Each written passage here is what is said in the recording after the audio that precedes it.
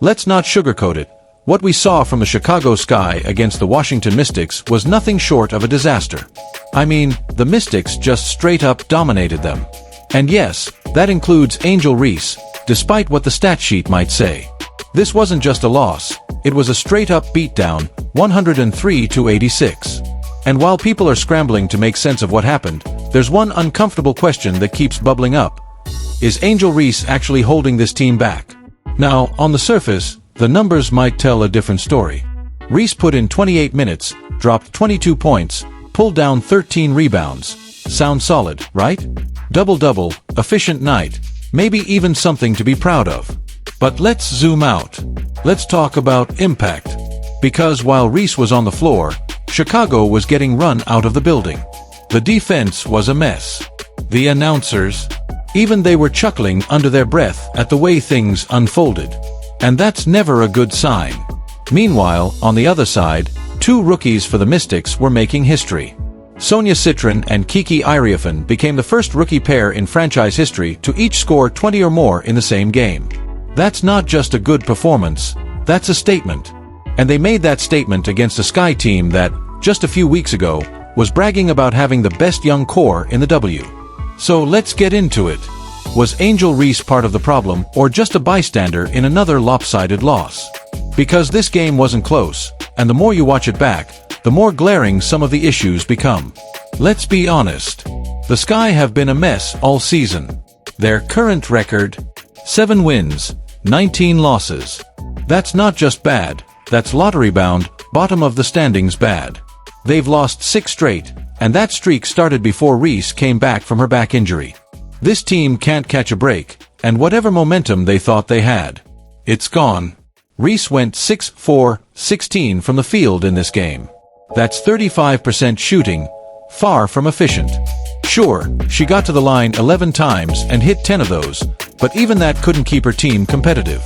Because while she was scoring, the Mystics were feasting in the paint. They put up 52 points down low. 52. That's a defensive collapse, plain and simple. And let's talk about that moment everyone's been replaying. Reese goes up for what should have been an easy layup and clanks it right off the bottom of the backboard. Then she looks around like she's expecting a foul call. Girl, come on. That's not a foul, that's a blooper reel moment. That's turn off the game level stuff. Meanwhile, Sonia Citron was out there cooking. She finished with 28 points, hitting shots from everywhere and showing zero fear. Kiki Iriafen, she dropped 22 and added 10 boards for good measure. And both of them just worked the Sky. They didn't care who was in front of them. They weren't just playing ball, they were making a statement. One that screamed, "We're here, and we're better than you."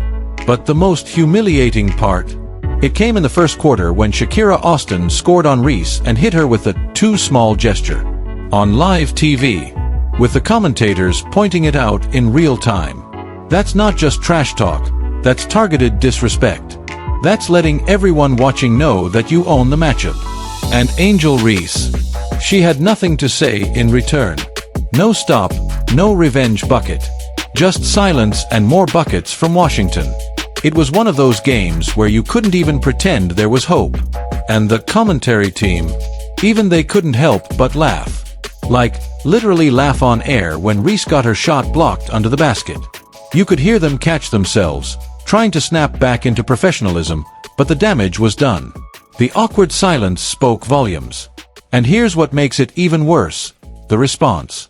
Instead of regrouping, getting back on defense, or adjusting, Reese just kept getting exposed. Play after play. While Austin and the rest of the Mystics carved up the Sky's interior like it was Thanksgiving dinner. Compare that to players like Aaliyah Boston and Lexi Hull.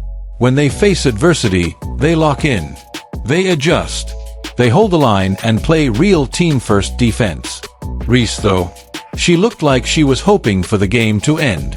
Just one long, painful highlight reel for the other team. And here's the part Sky fans don't want to admit. This team had no business thinking they were contenders this season. Management acted like they were 1 or 2 pieces away from making a real push. They traded away young draft picks for Ariel Atkins. They brought in Vanderquigs, who's hurt and barely contributing. It's been misstep after misstep from the front office, and now they're stuck in the mud with no clear path forward. But let's not ignore what happened after the final buzzer, because the drama didn't stop on the court. Oh no, it spilled over into social media and podcast beef. And at the center of it, Angel Reese, once again. Candace Parker, 3-time champ, 2-time MVP, did a tier ranking of WNBA players on her new podcast with Aaliyah Boston. When she got to Reese, she placed her in the C tier. Not out of hate, but out of honest analysis. She said, and I quote, "She's great at rebounding. That's her role. But she's not a primary option." Parker's words were measured, fair, and focused on basketball. Not personal attacks. But Reese didn't take it well. Instead of taking the feedback and grinding harder, she posted this cryptic little jab on Twitter: "Clout is one hell of a drug." You read that right. She accused Candace Parker of chasing clout. Candace Parker. The same woman who's done everything in the game and has nothing to prove to anyone. That's who Reese decided to take shots at. It's wild because Parker was just giving her take. She wasn't disrespectful. She didn't say Reese was trash. She said she's limited in her current role and not yet at the level of players like Caitlin Clark, Aya Wilson, or Nafisa Collier. And let's be real, she's right. And still, Reese doubled down. She reposted a meme talking about how haters are mad because she's beautiful, rich, famous, and apparently stealing someone's vet. It was a bizarre move that said more about Reese's mindset than anything else. While her team is getting cooked on the court, she's busy engaging in social media drama with a Hall of Famer. Meanwhile, Candace and Boston are talking real basketball, talking about tiers, player impact, championship mentalities. The real stuff. And Reese is throwing shade about clout and reposting fan tweets that feed her ego. That's not growth. That's deflection. And while Reese is busy building her brand on controversy and cryptic tweets, Caitlin Clark is out here changing franchises. She came into Indiana and instantly elevated her team. The Fever, once a joke, are now must-watch basketball.